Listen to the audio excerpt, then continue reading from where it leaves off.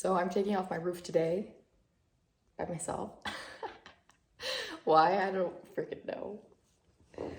I just think it'd be kind of fun, you know? I have a mentality that someone has already done this in the past and succeeded.